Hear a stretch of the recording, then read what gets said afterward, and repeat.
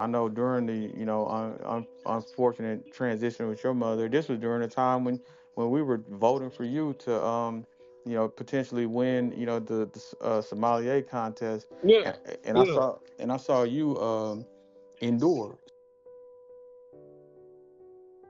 Um, to tell you about that moment, like if you remember that speech, the first thing I said was is that 'cause I remember like it was yesterday. Um, I've done a lot of seminars. I've talked in front of a lot of people.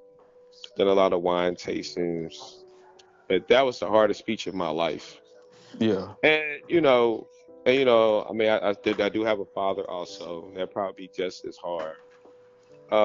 But there was nothing to ever compare to like that moment. Like that was a moment um, that no son wants to do.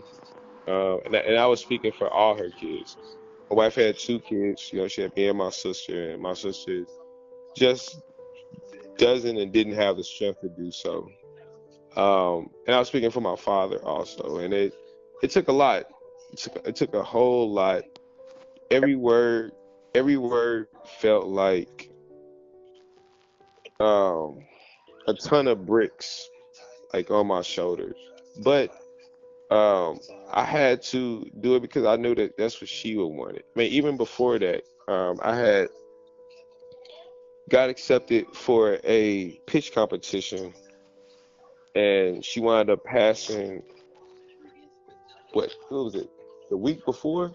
The week before my pitch competition, and I had to go through that.